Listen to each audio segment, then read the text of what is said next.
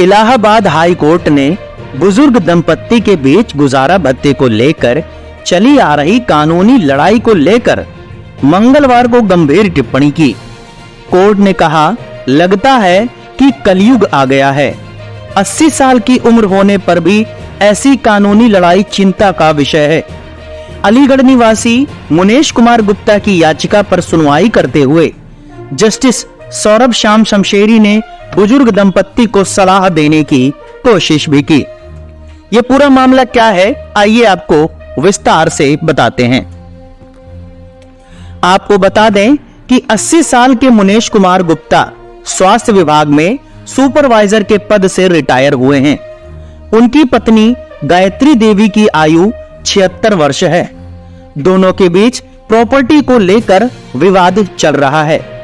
इसी साल 16 फरवरी को फैमिली कोर्ट ने अपना फैसला सुनाया था, जिसमें जज ज्योति सिंह ने आदेश दिया था कि पति अपनी पत्नी के भरण पोषण के लिए हर महीने 5,000 रुपए दे। फैमिली कोर्ट के इसी आदेश को पति ने इलाहाबाद हाई कोर्ट में चुनौती दी है।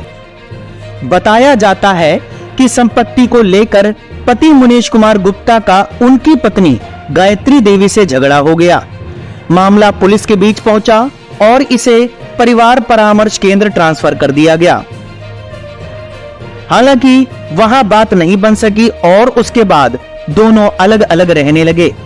फिर गायत्री देवी ने 2018 में फैमिली कोर्ट में याचिका दाखिल की और आजीविका के लिए बतौर मुआवजा पति से हर महीने 15,000 रुपए देने की मांग की। पत्नी का कहना था कि उसके पति को हर माह करीब 35,000 रुपए की पेंशन मिलती है और ऐसे में उसे मुआवजे के रूप में 15,000 रुपए तो मिलना ही चाहिए। लेकिन कोर्ट ने अपने आदेश में मुनेश कुमार को गुजारा भत्ता देने के लिए तो कहा, पर सिर्फ 5,000 रुपए हर माह। पति ने इसे लेकर हाई कोर्ट में चुनौती दी थी, जिस पर 24 सितंबर को सुनवाई हुई। जस्टिस सौरभ श्याम शमशेरी इस याचिका पर सुनवाई कर रहे थे। उन्होंने टिप्पणी करते हुए कहा, लगता है कलयुग आ गया है। ऐसी कानूनी लड़ाई चिंता का विषय है। उन्होंने दंपत्ति को सलाह देने की भी कोशिश की। गायत्री का कहना था कि हमने गुजारा भत्ता मांगा था और फैमिली कोर्ट ने हमारे पक्ष में फैसला सुनाया है। उसके बाद पति ने कोर्ट के आदेश को चुनौती दी है। फिलहाल हाई कोर्ट ने गायत्री को नोटिस जारी किया है और कहा, हमें उम्मीद है कि अगली सुनवाई तक वो किसी समझौते पर पहुंच जाएंगी।